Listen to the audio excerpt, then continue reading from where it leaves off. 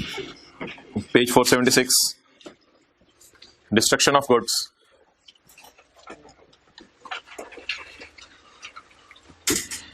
भाई अगर आप के पास कोई चीजें वापस आ गई हैं, मिसाल के तौर पे होंडा वालों ने, मैंने कल बात की थी, डॉलेंस को एसी वापस कर दिए हैं और एसी इस काबिल भी नहीं है क्या वो एसी इस्तेमाल किए जा सकें, कि उन एसीज के अंदर कोई सीरियस डिफॉल्ट था। तो जब होंडा वालों ने डॉलेंस वालों को वो एसी वापस किए तो डॉलेंस वालों ने सोचा कि इस एसी को तोड़ दें, तबाह कर दें, आग लगा दें, इसको बम लगा, तो इस एसी को फारग कर दें। ये सोचा तो कर दें यार, आपकी मर्जी। डिस्ट्रक्शन ऑफ गुड्स, आपकी चीजें हमने रोका है। Destruction of goods, where goods are return by Honda, where AC are return by Honda because these are unfit for consumption, क्योंकि ये इस्तेमाल नहीं हो सकते, and are to be destroyed by seller. और डॉलेंस ने सोचा इसको तोड़ो तोड़ो, द डॉलेंस शल तोड़, डॉलेंस इनको तोड़ेगा आफ्टर ऑब्टेनिंग इजाजत फ्रॉम अब्बू, अब्बू से नहीं कमिश्नर से। कमिश्नर से इजाजत देगा, कमिश्नर अस्सलाम वालेकुम, बाय बाय, मैं इसी तोड़ने लगा हूं। कमिश्नर कहेगा मेरा बंदा आ रहा है, उसकी मौजूदगी में तोड़ना। The goods will be told under the supervision of officer not below the rank of assistant commissioner. अच्छा, ये जो लफ्ज यूज होते हैं ना, ऑफिसर, चैप्टर 15 यहां नजर आ रहे हैं आपको? ये मुझे नजर आ रहा है। अच्छा, चैप्टर 15 का अगर आप पहला सफा ना खोले ना तो वहां पे देखें, एफबीआर सबसे हाईएस्ट अथॉरिटी है, चैप्टर 15 का पहला सफा, फिर चीफ कमिश्नर है, फिर कमिश्नर है, अगला छोड़ें, इसके बाद है ऑफिसर्स। ये जो ऑफिसर्स है ना, इनमें अगर आप देखें तो एडिशनल कमिश्नर भी है, डिप्टी कमिश्नर भी है और असिस्टेंट, और सबसे छोटा मुन्ना असिस्टेंट कमिश्नर है, पीएन लेवल का नहीं, थोड़ा सा। अच्छा, तो असिस्टेंट कमिश्नर जो है सबसे नीचे। लेकिन यार इन सब को कहा जाता है अफसर, ऑफिसर ऑफ इनलैंड रेवेन्यू। जहरी बात है ये भी अफसर ही है, लेकिन वाज़ेह तौर पे लॉ ने इनके लिए अफसर का लफ्ज़ यूज किया और इसमें ये सबसे बड़ा अफसर है, एडिशनल कमिश्नर। बहरहाल इनका भी बॉस अवेलेबल है, चीफ कमिश्नर और उससे नीचे commissioner. Done.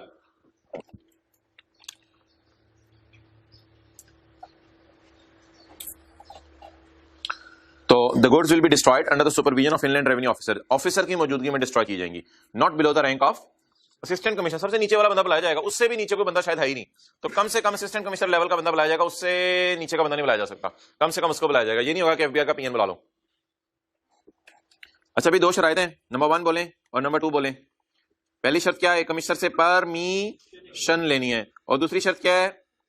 Assistant commissioner level का बंदे की मौजूदगी में तोड़ेंगे। इजाजत लेनी कमिश्नर से, फिर वो एक बंदा भेजेगा, वो कम से कम असिस्टेंट कमिश्नर के लेवल का होगा। ये सब कुछ करके आपके लिए खबर, the input in respect of goods will not be allowed. Input आपका उन चीजों का डेड हो जाएगा। हम कहेंगे ओ भाई बंदा बुलाया, कमिश्नर से इजाजत ली है, किया वो किया क्या, फिर यही चपेट मारनी थी तुम लोगों ने, तो पहले ही चपेट मार देते, ये लो मेरा मुंह। The input will be destroyed, input जो चीजें डिस्ट्रॉय हुई उनका डेड हो जाएगा। तो भाई इसकी वजह यह है कि इनपुट तो जरूर इनका डेड होगा, लेकिन एक आपको खुशी की खबर मिलेगी कि इसको सेल में आपको नहीं डालना पड़ेगा। क्योंकि ऐसा हो सकता है कि हुकूमत को पता चले आपने कुछ चीजें तोड़ी हैं और आप झूठ बोल रहे हैं, आप घर लेके चले गए थे, तो हुकूमत की गैर मौजूदगी में तोड़ी है, तो फिर हुकूमत आपको कह सकती है भाईजान होंडा ये आप झूठ बोल रहे हो, या आपने गाड़ी जो है वो बिल्कुल नहीं तोड़ी। मिसाल के तौर पे डॉलर्स की बात छोड़े, होंडा तुमने ये गाड़ी नहीं तोड़ी, 30 लाख वाली तुम घर ले गए हो, तो तुम 35,10,000 देना था, इस पे तुमने 5,10,000 हुकूमत को देना था, वो 5,10,000 आप हमें जमा करवाओ। तो रिलैक्सेशन ये मिलेगी जो यहाँ लिखी नहीं हुई, मैंने डब्बे में डाली है, कि अब आपको ये सेल में डालने की जरूरत नहीं है। लेकिन स्टिल याद रखिएगा, इन चीजों को अगर आप कमिश्नर के बता के और इनलैंड रेवेन्यू ऑफिसर की मौजूदगी में भी तोड़ें, फिर भी आपको सजा स्टिल मिलेगी। क्या? आपका इनपुट डेड हो जाएगा, लेकिन बेनिफिट मिलेगा। वो क्या मिलेगा? If the goods are destroyed in above manner, output will not be charged. तो ये भाईजान ये बेनिफिट है, ये बड़ी खुशी की बात है कि आउटपुट नहीं चार्ज होगा। However, if the goods are not destroyed in above manner, output will be paid from our own pocket, अपनी पॉकेट से ही देंगे, चीजें तो हमने कोई बेची नहीं। तो अगर आपने उनकी गैर मौजूदगी में चीजें डिस्ट्रॉय कर दी तो नुकसान क्या होगा? आउटपुट देना पड़ेगा। लेकिन इन एनी केस डिस्ट्रॉयड चीजों का इनपुट क्या होगा? डेड होगा। अच्छा जी, पास्ट पेपर्स में आए,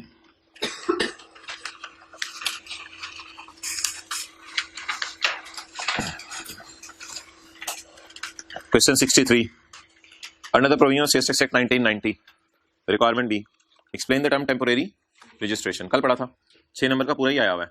rights, obligations, responsibilities of person who has obtained temporary registration. List the exceptions to the following general rule. इसकी एक्सेप्शंस बतानी है। पहले मैं पॉइंट 2 पढ़ूंगा। Goods exported shall be charge to tax at rate of 0%। कहते हैं जो चीजें एक्सपोर्ट की जाती हैं उन पर लगता है 0%। इसकी एक्सेप्शन बता दो। तो निकालें वो पेज कौन सा वाला है, इसकी एक्सेप्शन। एक्सपोर्ट की थी लेकिन बाद में नहीं हुई, एक्सपोर्ट री इंपोर्ट की नीयत से की है, ऐसी कंट्री को एक्सपोर्ट की है, एक्सेप्शन है ना ये। पेज नंबर, अच्छा चलिए छोड़े, ऑनलाइन वालों से मैं पूछ लेता हूँ। जी भाई बताएं कौन सा पेज नंबर है?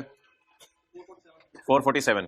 447 के ऊपर अगर आपको नजर आए ऐसी जीरो रेट सेल लिखी हुई है जो कि जीरो रेट होने के बावजूद, यानी कि एक्सपोर्ट होने के बावजूद भी जीरो रेट नहीं समझी जाएंगी। Page number 447। अच्छा जी, मैं सोच रहा था कि मैं ना निकालूं, लेकिन आप हजरात ने मजबूर कर दिया। Page 447, list the type of exports which are outside the purview of zero rating, जो जीरो रेटिंग से बाहर है। अच्छा अगला, where sale are made to person who is बुरा बच्चा, there shall be charge a tax of 3% further tax in addition to normal 17। इसकी आपने एक्सेप्शंस बतानी है कि बुरे बच्चे से 3% नहीं लिया जाएगा। तो ये मैंने कहा था कि आपने ऐसे ही देखें जाती की है, ये अजीब अजीब सी चीजें लिखी हुई थी कोई 5-6, उनमें से मैंने कहा था कोई याद कर लें। पेज 444, पेज 444 नजर आ रहे हैं? पेज 444 के एंड के ऊपर इन लोगों पे जीरो रेट 3% नहीं लगना। अगले सफे में मैंने आपको बताया था व्हाइट क्रिस्टलाइन शुगर, साथ वाले को देख लें, व्हाइट क्रिस्टलाइन शुगर लग रहा है। अच्छा तो आगे आ जाए। उसके बाद जो बच्चे कहते हैं इस अटेम्प्ट में सवाल आ गया, अगली अटेम्प्ट में ये नहीं आना, तो अगली अटेम्प्ट में भी यही आ गया। 64A का 1 टेम्पोरेरी रजिस्ट्रेशन, तो 64A का 1 डन। अच्छा जी आगे जी, question 66, under the provision of sales tax act and rules made there under briefly discuss the treatment of the change in rate of tax during a tax month. तो and describe the treatment of change in rate during a tax month. तो change in rate वाला कौन सा है? Page 447 पे ही है। जबरदस्त है, क्या बुलाया ये सफा, अब तो हमें भी शर्म से आ रही है सफे पे जाते हुए।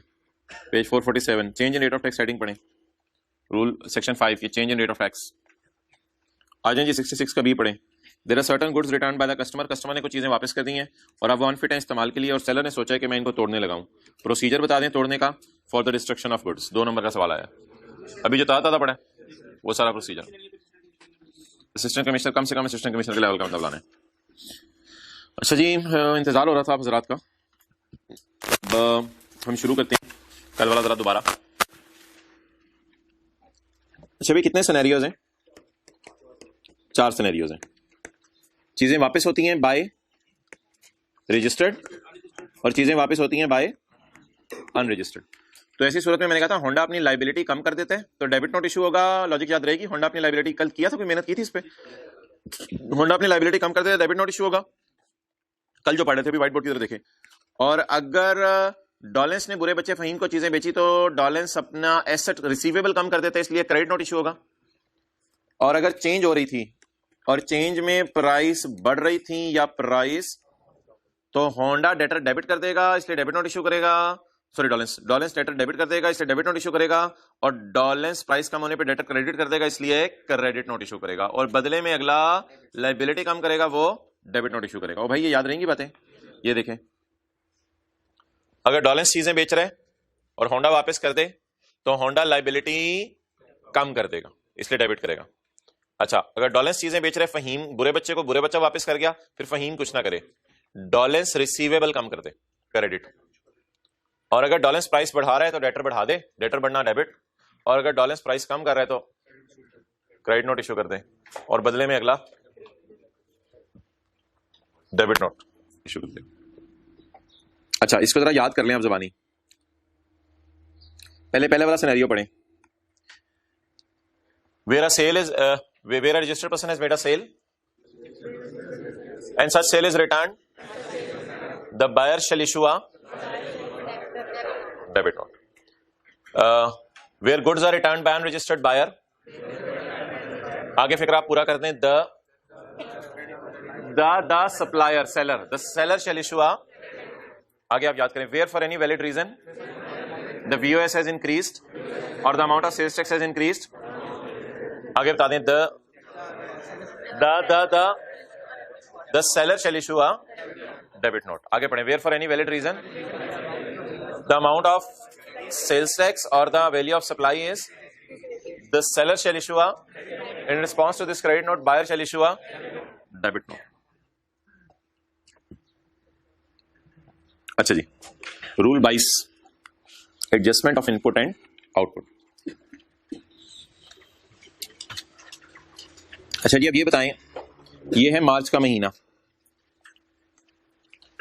इस दिन मार्च के महीने में मिसाल के तौर पे ये 10 तारीख है और ये मार्च की 25 तारीख है। ये 10 मार्च है, ये 25 मार्च है। होंडा ने चीजें परचेज की, लेकिन होंडा ने वही चीजें वापस भी कर दी। अब मैंने कहा था जब होंडा चीजें खरीदेगा तो डॉलेंस बिल भेजेगा, याद है? होंडा चीजें खरीदेगा तो डॉलेंस। और अभी अभी पढ़ के आए हैं, ये फर्स्ट सिनेरियो है। ओ भाई अभी अभी पढ़ के आए हैं, फर्स्ट सिनेरियो है, रिटर्न हो रही है ना चीजें, तो होंडा ने चीजें वापस कर दी। तो अब ऐसी सूरत में होंडा डेबिट नोट इशू करेगा, पता है।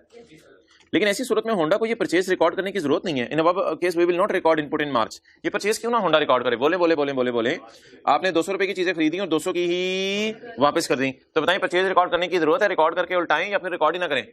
न्यूमेरिकल में तो हम वैसे परचेज और परचेज रिटर्न कर दिया करेंगे, लेकिन लॉ मेकर कह रहे हैं मेरी तरफ से बेशक रिकॉर्ड ही ना करो, मुझे कोई मसला, तो चीजें खरीदें और खरीद के वापस कर दें। क्या वो इनपुट रिकॉर्ड हो सकता है? नहीं हो सकता। क्यों? क्योंकि वापस कर दी। बोले आए हुए क्लास के अंदर, मेहरबानी होगी आपकी। Where the buyer has returned a supply, the buyer shall not be entitled to minus input. जाहिर सी बात है, देखें, where buyer has returned a supply, he will not record input. Done. आगे। अच्छा, होंडा ने 70 रुपए का एसी खरीदा, डॉलेंस ने कहा माजरत 20 से प्राइस कम कर लें, बिल गलत बन गया था। होंडा कितना इनपुट रिकॉर्ड करेगा? 50 का। होंडा कितना इनपुट रिकॉर्ड करेगा? 50 का। यानी अगर परचेज प्राइस 50 है तो 50 पे 17% लगेगा। अब देखें, where the tax for a sale has been reduced, the buyer shall not be entitled to claim input. Where tax is reduced, the buyer shall not be entitled to minus input. किस पे entitled नहीं है input minus करने का? He will not record input on 20. ऐसे ही ना भाई? तो किस पे रिकॉर्ड करेगा इनपुट फिर? 50 पे। किस पे नहीं रिकॉर्ड करेगा? 20। तो ये दूसरी लाइन अगर आपने समझनी है तो वो ये है, he will not record input on 20. 20 के ऊपर इनपुट रिकॉर्ड नहीं करेगा।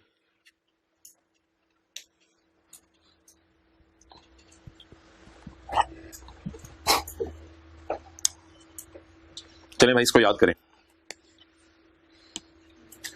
Where Honda has returned up supply, Honda shall not be entitled to minus input. Done. Where the tax is reduced, Honda cannot minus input. जितना reduce हो गया उतना ही, जाहिर सी बात है ना, जब टैक्स रिड्यूस हो गया तो फिर उतना इनपुट माइनस करने की इजाजत नहीं है। डन। ओके। अच्छा यार, ये ना सिनेरियो है, it refers to a scenario where return is made in the same month, यानी चीजें सेम मंथ में वापस हो गई।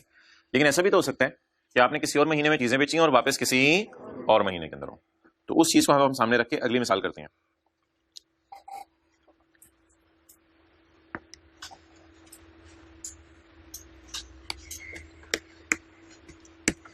ये जी अप्रैल का महीना, अप्रैल के महीने में होंडा परचेज गुड्स और रिकॉर्ड क्या कर लिया? इनपुट। डन।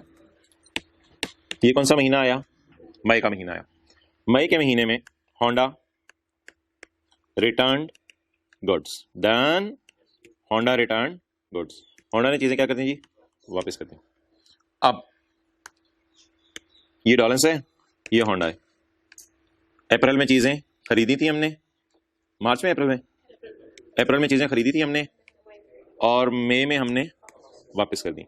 कल आपको याद है मैंने कहा था डॉलेंस ने इनवॉइस भेजी होगी, और होंडा क्या भेजेगा? होंडा कहेगा भाईजान मुझे आपकी चीज पसंद नहीं आई, ये चीज वापस ले लें, अब मैं आपकी तरफ लायबल फील। पहला सिनेरियो है, तो होंडा कौन सा नोट इशू करेगा? डेबिट नोट इशू करेगा। डन। अच्छा जी, अब होंडा की जिम्मेदारी बताएं भाई, बहुत टेंशन चाहिए, आसान सी बातें हैं, टेंशन लूज नहीं करनी, कल वाली सारी बातें हैं। Honda will issue debit note. और अगली चीज बताएं, इनपुट पे इंपैक्ट, इनपुट बढ़ चुका है, अब क्या करना है? मई में परचेज कम होगी ना यार, परचेज कम होगी तो इनपुट कम कर दें। अच्छा, अब जरा अंग्रेजी पढ़िएगा इधर देख के। Where a registered person has claimed input, मैं ही बोल देता हूँ, छोड़ो यार।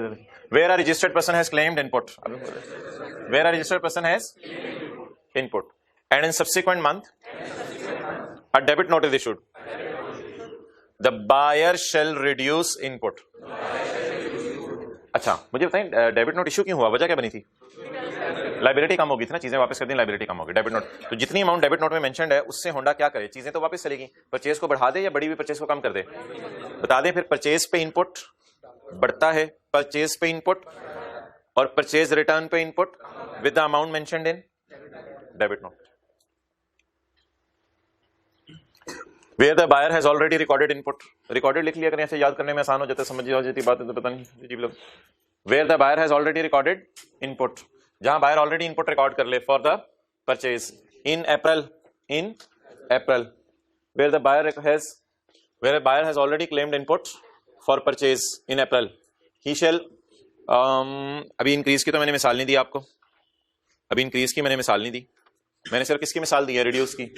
he shall reduce input tax with the amount mentioned in debit note in the return of the month in which note was issued। ये कौन सा मंथ है अंडरलाइन करके, मे पीरियड को अंडरलाइन करके मे। अब नोट करने की जरूरत नहीं, वही बात जो मैंने तो लिखी है। देखें अप्रैल में क्या हुआ, बस आप ना सिर्फ ये हाईलाइट करें, परचेज करने से इनपुट बोलें बढ़ता है, बस इतना सा आप रिकॉर्ड करें, बाकी विषय घर में ना पड़िएगा। परचेज करने से इनपुट बढ़ता है, और जब चीजें रिटर्न हो जाएं तो आपको याद है कल पढ़ा था होंडा डेबिट नोट इशू करेगा, तो अब इनपुट क्या होगा, कम होगा। एंट्रियां शेंट्रियां छोड़ें, बेशक छोड़ें इस बात को। डन जी। परचेज करने से, येलो वाला पढ़े, परचेज करने से इनपुट बढ़ता है, ऐसे एरो साइन लगा लें, परचेज करने से इनपुट बढ़ता है, और रिटर्न करने से चीजें इनपुट कम हो जाता है।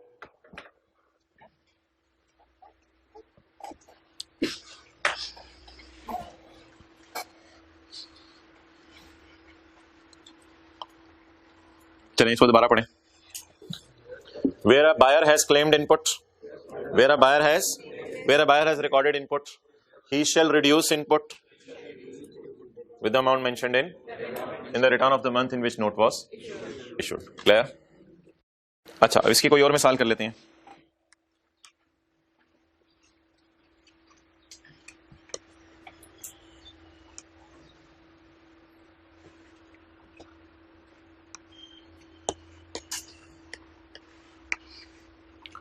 जून, July, Honda purchase goods, Honda purchased goods. बोलें जी इनपुट बढ़ जाएगा, परचेज रिकॉर्ड होगी ना, इनपुट बढ़ जाएगा। डॉलेंस इंक्रीज्ड प्राइस, डॉलेंस ने कहा यार बिल गलत बन गया था, प्राइस बढ़ा दो। अच्छा जी, जब डॉलेंस ने कहा प्राइस बढ़ा दो तो कुछ सिनेरियो याद आ रहा है, पहला, दूसरा, तीसरा या चौथा? तीसरा सिनेरियो। डॉलेंस क्या कहेगा, प्राइस बढ़ गई, तो डॉलेंस अपनी डेटर बढ़ा रहा होगा और सेल बढ़ा रहा होगा, ठीक है। तो डॉलेंस हमें कौन सा नोट भेजेगा, डॉलेंस, याद है आपने, इसमें हमने बताया सेलर पे बोझ डालने। Dawlance will send debit note to us, Dawlance हमें डेबिट नोट भेजेगा, डॉलेंस हमें, अब डॉलेंस हमें डेबिट नोट भेजेगा हमारी बला से। मुझे बताएं हमारी परचेज बढ़ेगी उसकी अगर सेल बढ़ी है तो, सोच के बताएं, ऐसे नहीं बताना। अगर उसने सेल बढ़ा दी है तो हमारी, और हमें डेबिट नोट किसकी तरफ से मिलेगा, वसूल होगा, उसकी तरफ से वसूल होगा, या हम इशू करने वाले हैं, आप वसूल होगा उसकी तरफ से। जैसे ही वो डेबिट नोट आएगा, डेबिट नोट आते ही मैं कहूंगा यार तूने सेल बढ़ा दी, चल मैं अपनी परचेज बढ़ा दूं। मैंने परचेज रिकॉर्ड की भी थी पहले, अब मुझे परचेज क्यों बढ़ानी पड़ी, उसने प्राइस बढ़ाई तो मुझे परचेज बढ़ानी पड़ी। अब ये क्या सिनेरियो बन गया, अब ये क्या सिनेरियो बन गया। अब मैं जरा ये लाइन मिटाता हूं। पहले मैंने आपको किसकी मिसाल करवाई थी, रिड्यूस की और डेबिट नोट के साथ। अब मैंने आपको इंक्रीज की मिसाल करवाई है डेबिट नोट के साथ। बताता हूं कैसे। ये देखें, where Honda has already recorded input, done, Honda shall increase input. क्या देख रहे हैं यार, ये देखें, होंडा शेल, उसने सेल प्राइस बढ़ा दिया तो मैं परचेज बढ़ा देता हूं ना। Honda shall increase input with the amount mentioned in, sir कोई क्रेडिट नोट की मिसाल भी दे दें बस यार, ऊपर से कोई भी मिसाल उठाई जा सकती है, मिसालें तो सारी दी जा सकती हैं, यही करते रहेंगे। तो मैंने आपको दो मिसालें दे दी, एक मैंने आपको डेबिट नोट की मिसाल दे दी इंक्रीज के साथ, और एक डेबिट नोट की मिसाल दे दी रिड्यूस के साथ। तो इतना सा कम से कम मैं कर सकता हूं कि इस मिसाल की हेडिंग बता दूं। ये मैंने आपको डेबिट नोट की मिसाल दी है इनपुट रिड्यूस करने वाली, और ये मैंने आपको डेबिट नोट की मिसाल दी है इनपुट इंक्रीज करने वाली। मैंने आपको क्रेडिट नोट की कोई मिसाल नहीं दी। अब ऐसा करें, इस मिसाल को नोट कर लें, आसान है बातें। कल वाली बातें सारी जरा रिवीजन हो रही है अब, जब पता चल रहा है कि रिवीजन की थी कल घर जाके या नहीं।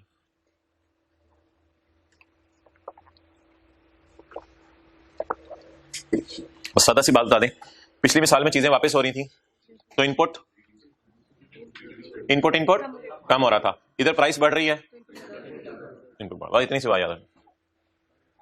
प्राइस बढ़ेगी तो अगले का आउटपुट बढ़ेगा, मेरा तो इनपुट बढ़ेगा ना। अगर फिर भी मैंने कहा था मुश्किल होकर भी सोचना, तो इनपुट की जगह परचेज का ज़हन में ले आए। अगला सेल प्राइस बढ़ा रहा है तो परचेज प्राइस बढ़ाने का मतलब इनपुट बढ़ाना है।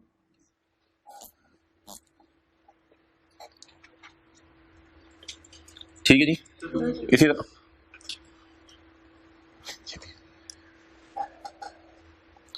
ठीक है जी।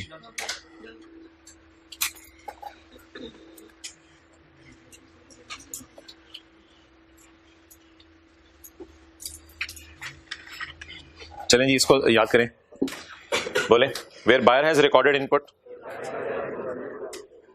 ही शैल रिड्यूस इनपुट, क्योंकि चीजें वापस कर दी ना, he shall with the amount mentioned in debit note, बात खत्म। Where the buyer has recorded input he shall increase input with the amount mentioned in debit note. और अगर प्राइस कम कर ले तो क्रेडिट नोट की मिसाल बन जाएगी यार, प्राइस कम कर ले तो क्रेडिट नोट की, कितनी मिसालें करनी है, कॉन्सेप्ट समझ आ गया ना। अच्छा चलो यार, ये तो थी बुक्स ऑफ बायर, क्योंकि मैं किसकी बातें कर रहा था, इनपुट की बातें कर रहा था ना, तो ये तो बातें मैं कर रहा था इनपुट की। अब मैं किसकी बातें करूंगा, आउटपुट की। यही सारी मिसालें अल्लाह का शुक्र है दोबारा रिवाइज होने लगी हैं, लेकिन किसकी बुक्स में, आप सेलर की बुक्स में। ट्राई करें जरा ये सिनेरियो, सेलर का समझ आ रहा है सिनेरियो। इधर देखें, मैं छुपा रहा हूं कुछ, अब खुद सोचें आउटपुट के साथ क्या सलूक करना है, पहले महीने दूसरे महीने। देखें इधर,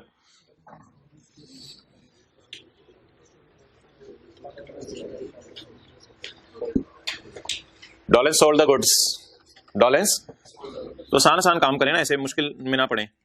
नीचे वाला सारा छोड़े, पता नहीं क्या लिखा हुआ है। डॉलेंस सोल्ड द गुड्स का मतलब ये सही है, सेल और आउटपुट एक ही चीज होती है ना, सेल बढ़ने से आउटपुट बढ़ता है। डॉलेंस सोल्ड द गुड्स तो सेल बढ़ी, Dawlance increase the sale price, Dawlance ने प्राइस क्या कर दी बाद में, बढ़ा दी। 70 वाली चीज 40 की यानी 110 की होगी चीज, एज पर रूल 21(1). अच्छा, डॉलेंस प्राइस बढ़ाने पे कौन सा सिनेरियो है, तीसरा प्राइस बढ़ा दी। प्राइस बढ़ाने की एंट्री डेटर डेबिट से, जो खाना खाते हुए करते हैं वही और खाना खाते हुए करते हैं, तो जो सेल रिकॉर्ड करते हुए एंट्री होती है वही सेल बढ़ाने की एंट्री होती है। तो बोले डॉलेंस सोल्ड गुड्स, इतनी सी बात, डॉलेंस सोल्ड गुड्स समझ आ गया, आउटपुट बढ़ा। डॉलेंस इंक्रीज सेल प्राइस, अब दोबारा बताएं, डॉलेंस इंक्रीज सेल प्राइस, बस छोड़े बाकी अंग्रेजी, हमारी बला से हमें क्या। हाँ जी, बोले आउटपुट दोबारा बढ़ाना पड़ेगा।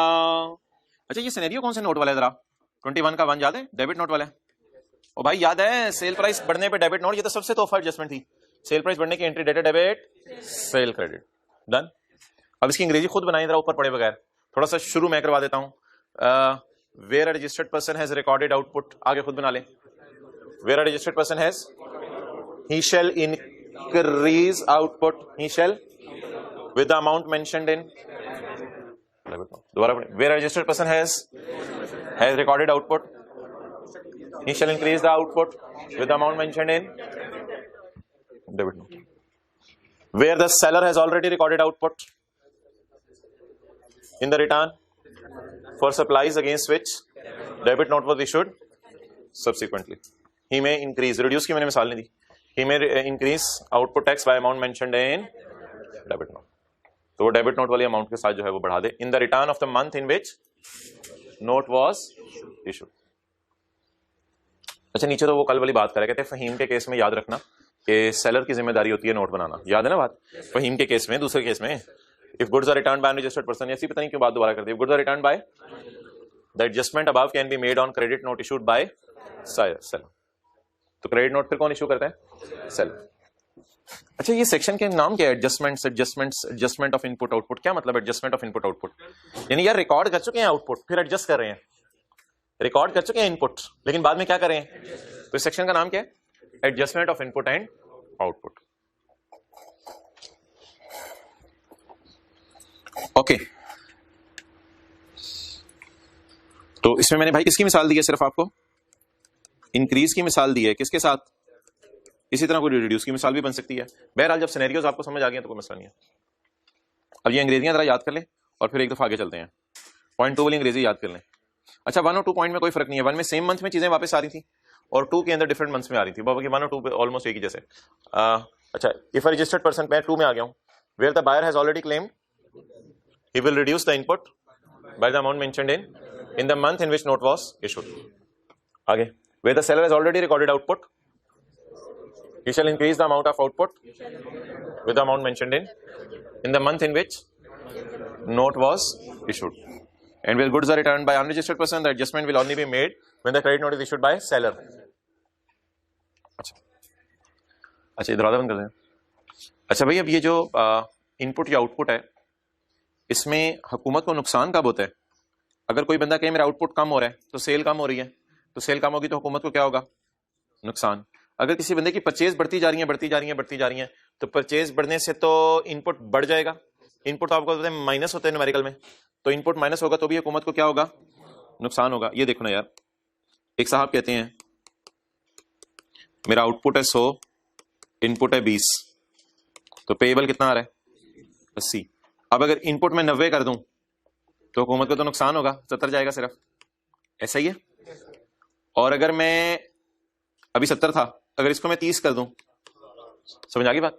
तो असूल बता दें बस सादा सा, आउटपुट बढ़ने से आउटपुट कम होने से हुकूमत को और इनपुट बढ़ने से हुकूमत को, ये दो सूरतों में हुकूमत को नुकसान होता है।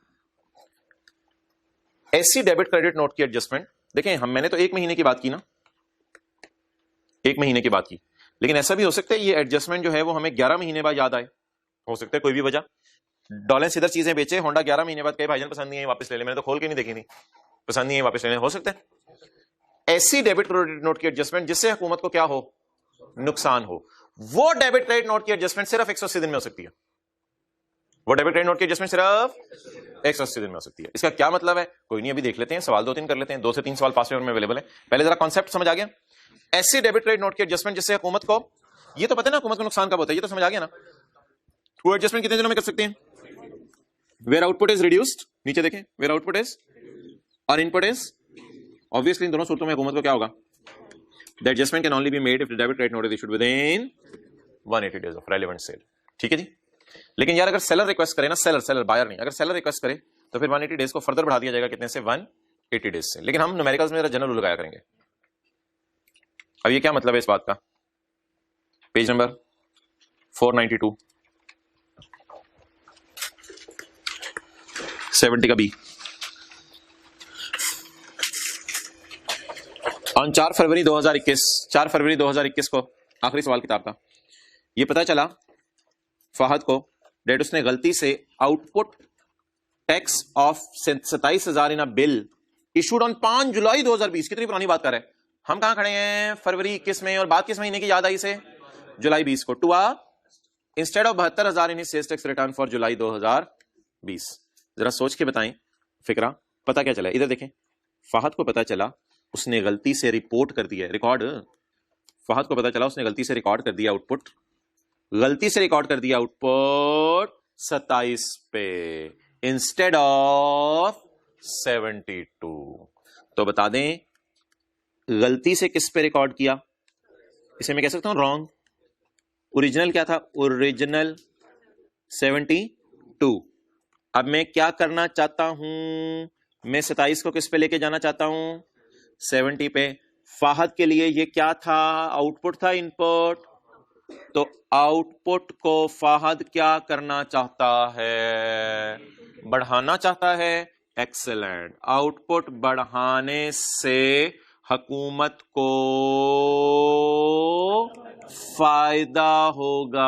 आउटपुट बढ़ाने से हुकूमत को कितना आउटपुट बढ़ाने? 45 का आउटपुट 45 से बढ़ाएंगे हुकूमत को।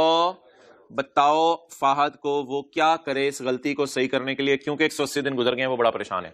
180 दिन गुजर गए हैं, वो बड़ा परेशान है। वो इस गलती को सही करने के लिए क्या करे? पहले जरा ऐसे ही मोटा मोटा गिन लेते हैं। 180 दिन तो मैं अभी गिनवा नहीं रहा आपको, वो गिनने आपको आते हैं।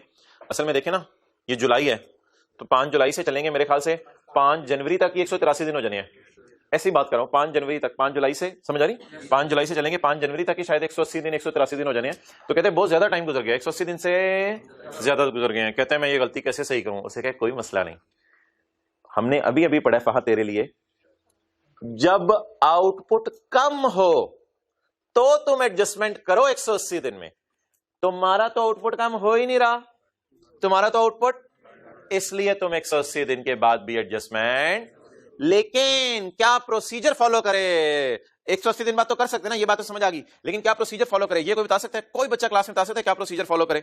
आउटपुट बढ़ाना चाह रहे ना भाईजान, कल वाला पॉइंट, ये रूल 21 आउटपुट बढ़ाना चाह रहे हैं। Where for any valid reason amount mentioned in invoice has increased, the amount of sales tax has increased, the फहद shall issue a debit note. ये आप एरर सही करने के लिए डेबिट नोट इशू कर दें। क्या पर्टिकुलर्स नहीं लिखने होंगे? क्लियर? और दूसरी बात क्या बता के आएंगे? पहली बात क्या बता के आएंगे? Where for any valid reason the amount of sales tax mentioned in invoice has, the फहद may issue a, in this case adjustment, बल्कि बेशक ये अंग्रेजी पहले लिखाइएगा, where output is reduce the adjustment can only be made in 180 days। आगे क्या लिखेंगे? In this case output is not reduce rather it is, so he can still make adjustment by issuing a even after, कुछ इस तरह का फिक्रा and पे डालेंगे, कोशिश कर लेंगे, है अंग्रेजी से, ठीक है? थोड़ा सा लिंक करना पड़ेगा ना बात को, समझ आ गई बात? अब ये समझ आई बात कि 180 दिन का क्या स्टोरी चल रही है, तो देखना पड़ेगा हुकूमत को फायदा हो रहा है या नुकसान हो रहा है। ये आपने नोट कर लिया ना? मैं ज़ूम कर रहा हूं, नोट कर लिया, फिर आगे चलते हैं। अच्छा जी, आगे चलें। एक और सवाल आया हुआ है पास पेपर का, मुझे कैसे पता चला? वैसे ये आउटपुट था, सवाल नहीं लिखा हुआ है, कुछ नहीं था क्या पीछे? अच्छा, एक देखें और सिनेरियो बेस वाला, सिनेरियो बेस वाले इसी में से आते हैं खाली, पता नहीं क्यों। 58 का बी, जल्दी जल्दी यार, 1 मिनट में फारिग करें, टाइम नहीं है, प्लीज जल्दी जल्दी जल्दी जल्दी जल्दी जल्दी। एक सेक्शन रह गया इस चैप्टर का, चैप्टर खत्म करना है, जल्दी जल्दी इसको पढ़ें।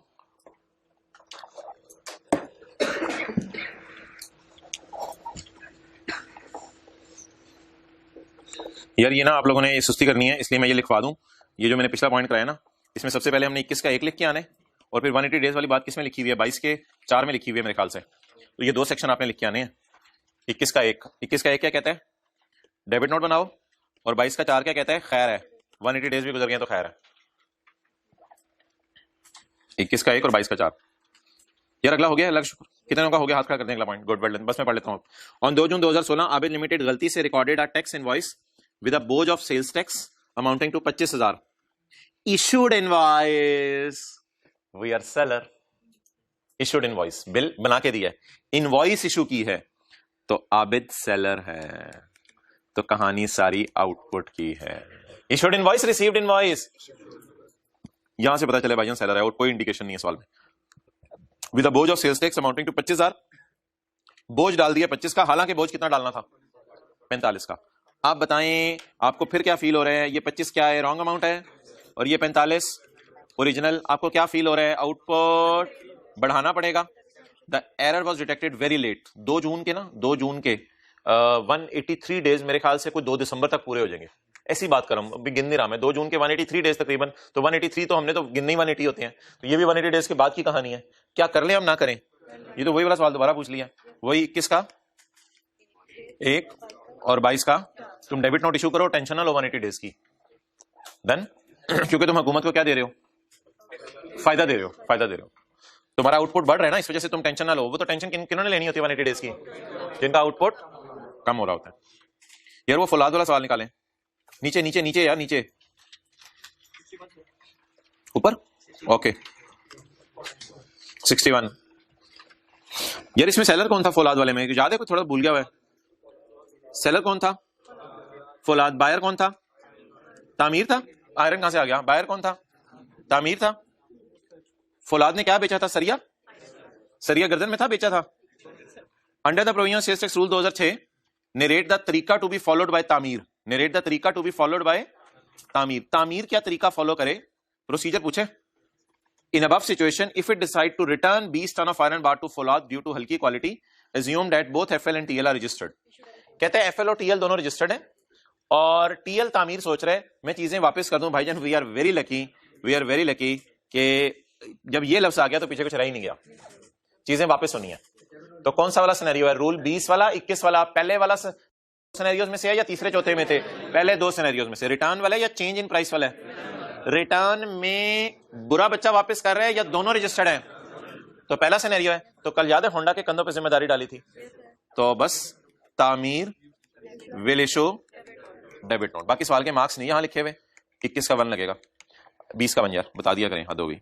बाकी सवाल के मार्क्स यहाँ नहीं लिखे हुए, अगर मार्क्स में 8 नंबर होते तो कंटेंट्स वगैरह भी लिखा थे, पर्टिकुलर्स वगैरह भी लिखा थे, वरना बस फिर 2-3 लाइन में एक तरीका लिखाएंगे। तरीके में एक ये लिखना होता है कौन क्या नोट इशू करेगा, और तरीके में दूसरा ये लिखना होता है डुप्लीकेट किसके पास रहेगी, ओरिजिनल कॉपी किसके पास रहेगी। प्रोसीजर में ये लिखना होता है, और कॉन्टेंट्स में पर्टिकुलर्स में वो जो नेम वो सारा लिखना होता है। डन, मजा आ रहा है ना? चले आता रहे, लग रहे मजा ही क्या जो आएगा। ओके, अब क्या करें, बाकी ये 2-3 होमवर्क में दे दें या फिर वो भी छिक के रखें काम?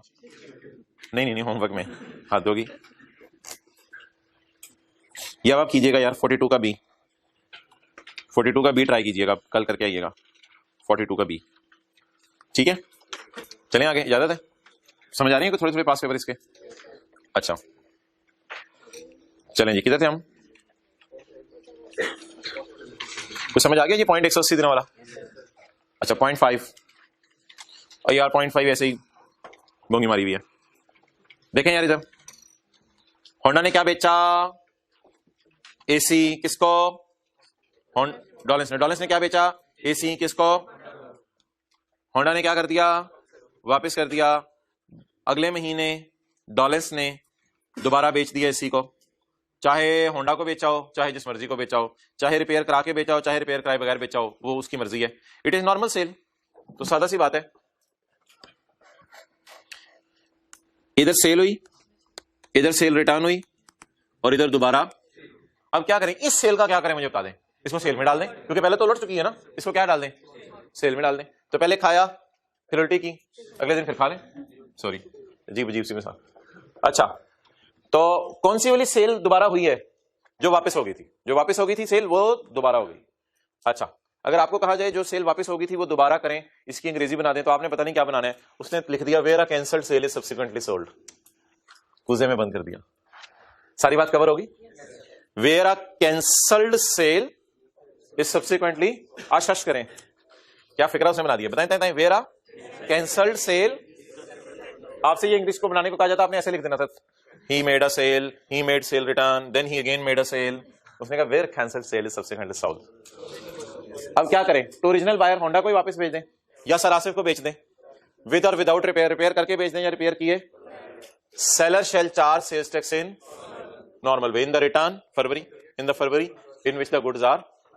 तो भाई नॉर्मल तरीके से सेल्स टैक्स लगाएं। क्या ऐसा कहता है कि अजीब सी बात थी नहीं इसमें, मैंने पता नहीं क्यों कर दी, तो नॉर्मल तरीके से सेल लगाएं। भाई ने खांसी कर ली, नॉर्मल तरीके से बैलेंस हो गया। ओके, आ जाए हजरात, रूल फाचिस, क्या कहते हैं आप इसे? फाचिस।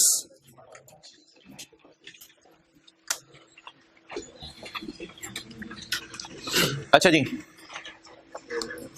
0.1111 input tax on raw material purchased for only taxable sale shall be admissible. तो भाईजान ये हो गई डॉलेंस की बुक्स, डॉलेंस की बुक्स। क्या मतलब?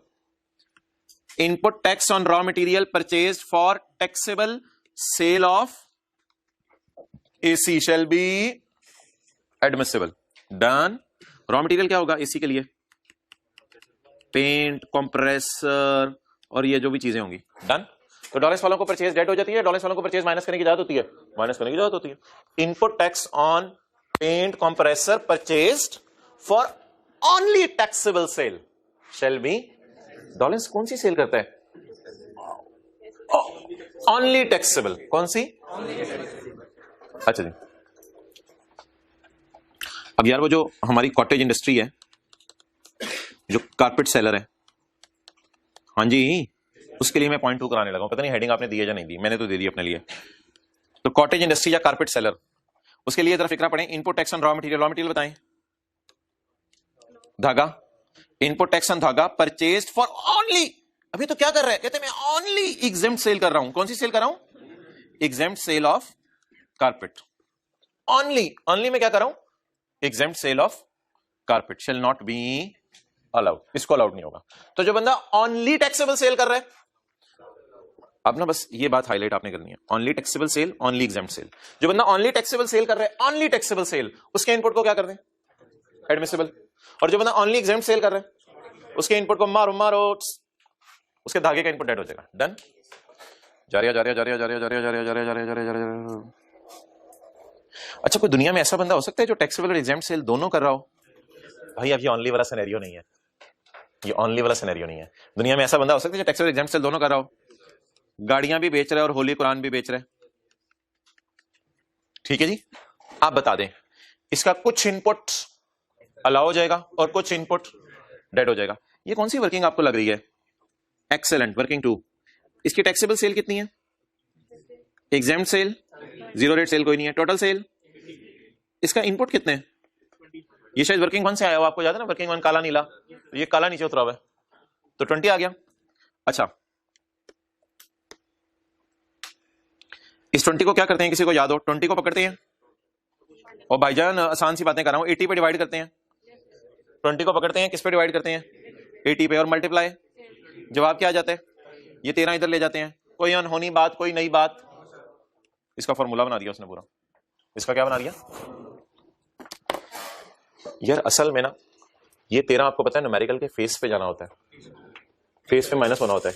वो जो ब्रॉड फॉरवर्ड के साथ कहीं जाके ये ना यहां पे जाके माइनस होता है, ये वाला 13।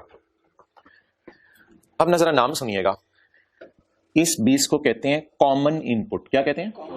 कॉमन का मतलब है दोनों में यूज हो रहा है ना। इस 20 को क्या कहते हैं? और इसको कहते हैं कॉमन इनपुट क्रेडिट। क्या?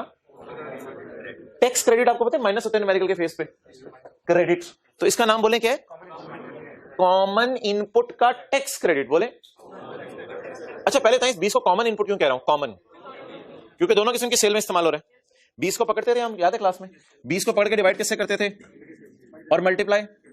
ये है टैक्स इनपुट टैक्स क्रेडिट।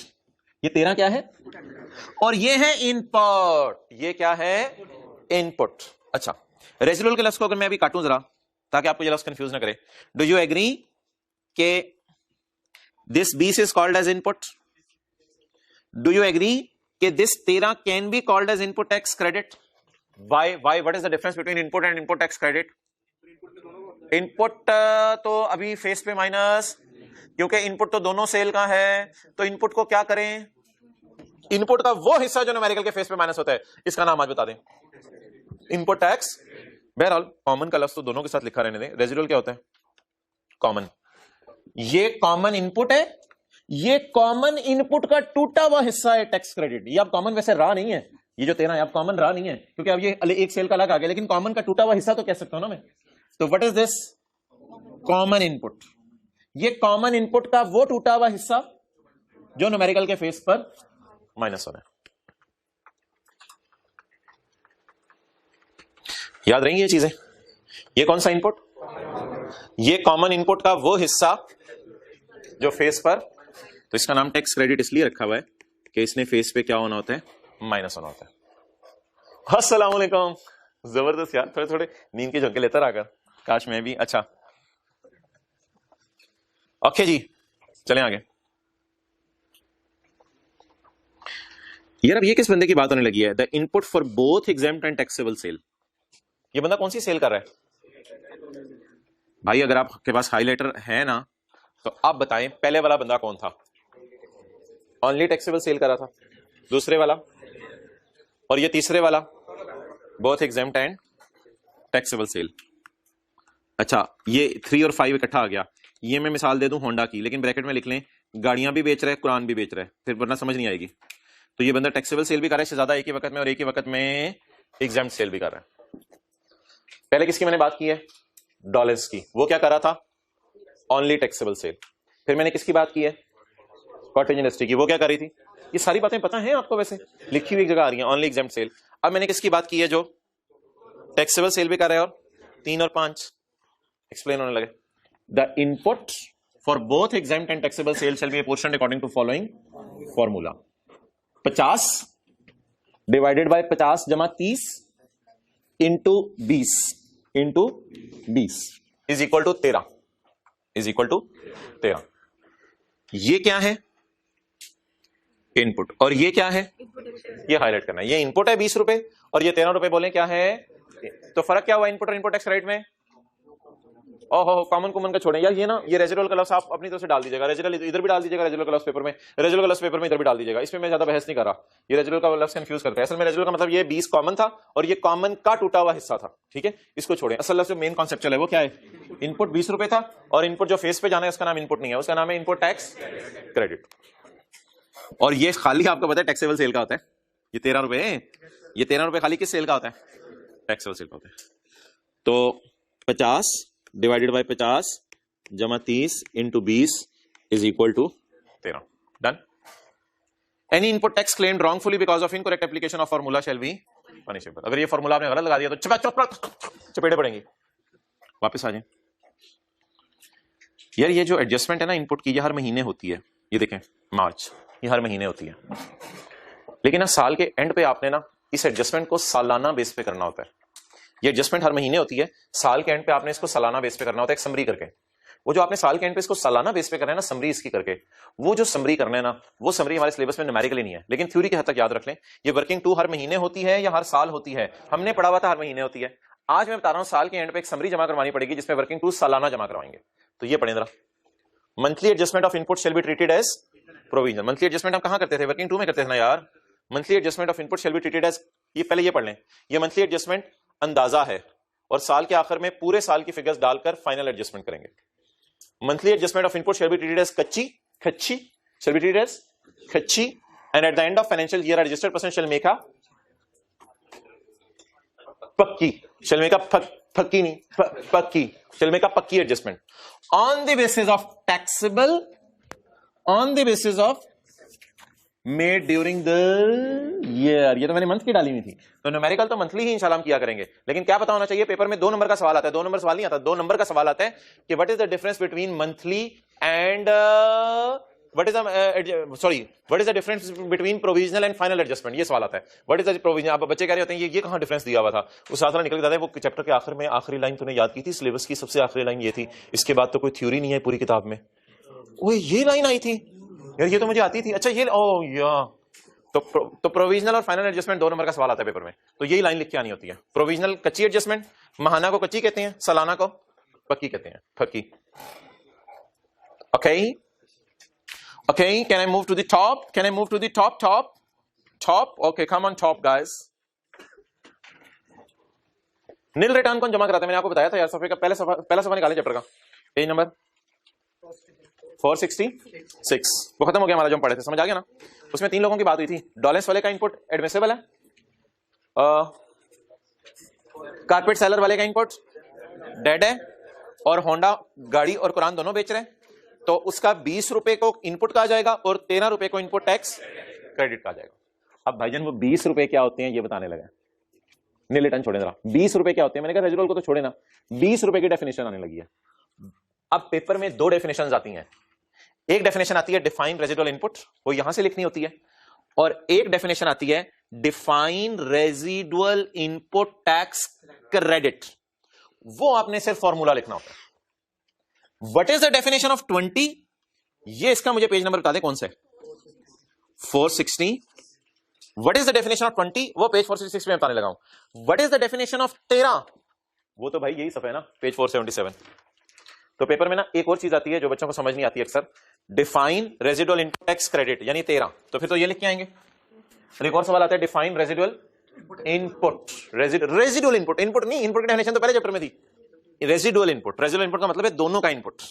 अब 20 रुपए की डेफिनेशन पढ़ेंगे यार, 20 रुपए किसका इनपुट था जरा सोच के बताने। 20 रुपए ना, 20 रुपए डॉलर्स वालों का हो ही नहीं सकता, क्योंकि डॉलर्स वाले तो एक ही सेल कर रहे हैं सिर्फ। 20 रुपए कारपेट वाले का भी नहीं हो सकता, क्योंकि वो सिर्फ एग्जाम सेल कर रहे हैं। 20 रुपए सिर्फ किस बंदे का हो सकता है, जो दोनों सेल करे। ये लफ्ज पढ़े, 20 रुपए is the tax paid on raw material, components, capital goods, machinery वगैरह used for making taxable as well as. 20 रुपए का इनपुट सिर्फ किसका हो सकता है, 20 रुपए का इनपुट हो सकता है होंडा का, जो कार भी बेच रहे हैं और कुरान भी बेच रहे हैं। या मैं कह सकता हूं Honda is dealing in taxable as well as exempt sale. यार आगे क्या कह रहा है वो, ये फिक्रा 60-70% बच्चों को समझ आ जाता है। आगे क्या कह रहा है, होली का मतलब होता है ओनली, जो बंदा सिर्फ टैक्सेबल सेल कर रहा है, कहते हैं मैं उसकी बात नहीं कर रहा, कहते हैं मैं उसकी बात नहीं कर रहा। जो बंदा सिर्फ एग्जेम्प्ट सेल कर रहा है, और लिखा हुआ ना, एंड लिखा हुआ इधर, एज वेल एज एंड लिखा हुआ था। जो बंदा सिर्फ टैक्सेबल सेल कर रहा है, कहते हैं मैं उसकी बातें नहीं कर रहा। और जो बंदा सिर्फ एग्जेम्प्ट सेल कर रहा है, उसकी भी बातें नहीं कर रहा। It does not include the input on raw material used होनली for Dawlance AC. It does not include input on raw material धागा used wholly for exempt sale। तो कहते हैं मैं उन लोगों की बात नहीं कर रहा। ये लाइन बहुत से बच्चों को कंफ्यूज करती है, समझ आ गई है? दोबारा बताने की जरूरत नहीं। कहते हैं उस बंदे की बात मैं नहीं कर रहा जो सिर्फ और सिर्फ टैक्सेबल सेल कर रहा है, जैसे कि कहते हैं डॉलेंस की बात मैं यहां नहीं कर रहा, सॉरी। और अगेन फिर कहते हैं मैं कारपेट सेलर की बात भी यहां नहीं कर रहा। डन। अच्छा भाई, ये लास्ट सेशन में एक मैंने इनपुट का समंदर, ये इनपुट का समंदर जो है ना, ये सफा मैंने अपलोड कर दी है वेबसाइट के ऊपर, आप वहां से डाउनलोड कर लीजिएगा। तो पता है ना वेबसाइट का यूजर नेम पासवर्ड, ये सफा वहां मैंने अपलोड कर दिया है। इनपुट के ना यार 4 सवाल आते हैं, 4 सवाल। पहले मैं चारों जबानी बताता हूं। अच्छा, एक सवाल ये होता है कौन सा इनपुट माइनस नहीं हो सकता। वो आपको लंबी लिस्ट पता है, फेक इनवॉइस, अनारकली, वो सारी लंबी लिस्ट है। कौन सा इनपुट माइनस नहीं हो सकता। एक ये सवाल आता है पेपर में, एक ये सवाल आता है पेपर में इनपुट का कि इनपुट माइनस करने की शराइत क्या है। उसके लिए शराइत ये है कि अगर आपने परचेज किया तो बिल होल्ड करो, अगर ट्रेजरी चालान है यानी आपने ऑक्शन से चीजें ली हैं तो ट्रेजरी चालान हो, और अगर इंपोर्ट की है तो गुड डिक्लेरेशन हो। एक ये दूसरा सवाल आता है पेपर में। तीसरा सवाल इनपुट का वो आता है, तीसरा सवाल इनपुट का ये आता है कि इनपुट माइनस करना भूल गया कोई बंदा, अब वो बेचारा क्या करे, अगले 6 महीने में माने। ये तीसरा सवाल आता है पेपर में। और चौथा सवाल इनपुट का ये, इधर देख लें, और चौथा सवाल इनपुट का ये आता है इनपुट रिफंड कैसे होगा। भाई वो फिर 2 किस्म के सिनेरियोज हैं। अगर आपका इनपुट रिफंड 0 रेट वाला है ना, 0 रेट वाला, वो तो 45 डेज में होगा, सेक्शन 10 पढ़ा था, सेक्शन 10। और अगर आपका रिफंड जो है वो इनपुट वाला है जो कैरी फॉरवर्ड होते होते होते होते जून तक पहुंचता है, ठीक है, कैरी फॉरवर्ड याद है मैंने ऐसे लाइन बनाई थी, carry forward carry forward carry forward carry forward, वो वाला आपने रिफंड कैसे लेना होता है। वो रिफंड का तरीका ऑडिट कराएंगे साल के एंड पे, और अगस्त के अंदर जो है वो ऑडिटर्स आके आपको ऑडिट करके देंगे और फिर आप क्या रिफंड ले लेंगे। तो 4 सवाल बता दें जो इनपुट के आते हैं, उर्दू में बताएं पहले। कौन कौन से इनपुट माइनस नहीं कर सकते। दूसरा सवाल, इनपुट माइनस करने की शराइत क्या है, या किस वक्त इनपुट माइनस कर सकते हैं, जब बिल होल्ड कर रहे हो। तीसरा सवाल क्या आता है, अगर कोई बंदा इनपुट माइनस ना कर सके तो क्या करे। सवाल रिफंड, इनपुट रिफंड कैसे होता है। चौथा सवाल, any 7 situation in which input is not allowed to be adjusted against output. ये सेक्शन 8 और सेक्शन 70 मैंने जो नोट्स अपलोड किए उसमें सेक्शन 73 टाइप करके यहां लिख दिए। अच्छा, ये सर कैसे कल देखे थे। द शराइत that need to be satisfied for adjustment of input against output. वो क्या शराइत है जो इनपुट में से आउटपुट माइनस करने के लिए पूरी हो। यार ये 7 का 2 याद आ रहे हैं, बिल होल्ड करें और सारा।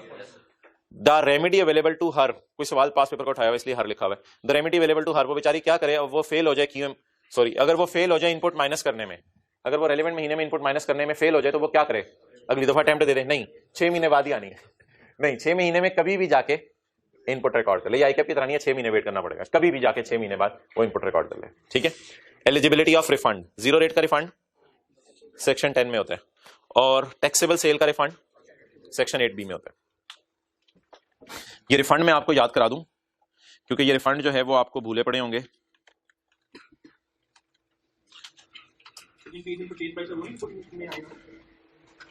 वो सवाल भी तो आ सकता है लेकिन इन सवालों में तो नहीं है ना। वो आपके ख्याल से वो किस सवाल में फिट करना चाह रहे हो। हाँ, सवालों में तो कह सकते हो आप, मोटे मोटे ये 4 सवाल आते हैं। यार ये याद है सेक्शन 8B और 10, नहीं याद यार, 8B और 10 मैं जरा ज़ियारत करा दूं आपको, दूर दूर से बुजुर्गों को लोग देखने आते हैं। 8B में याद है ऑडिट होता था अकाउंट्स का, और ऑडिट आता था, और ये आपको इनपुट रिफंड होता था, लफ्ज़ लिखा हुआ यहाँ रिफंड का। और 10 में याद है 45 दिन के अंदर 0 रेट सेल का रिफंड होता है, सही है। और डेबिट क्रेडिट नोट में ये 2 लाइनें पढ़ेंगे या बहुत पढ़ लिया हमने, इन 2 लाइनों का फर्क करें। तो डेबिट क्रेडिट नोट में तो इतना पढ़ लिया कि मैं डेबिट क्रेडिट नोट हो गया। तो सेक्शन 10 0 रेट सेल का रिफंड है, और 8B किसका रिफंड है, टैक्सेबल सेल का। जाएंगे, अल्लाह हाफिज़।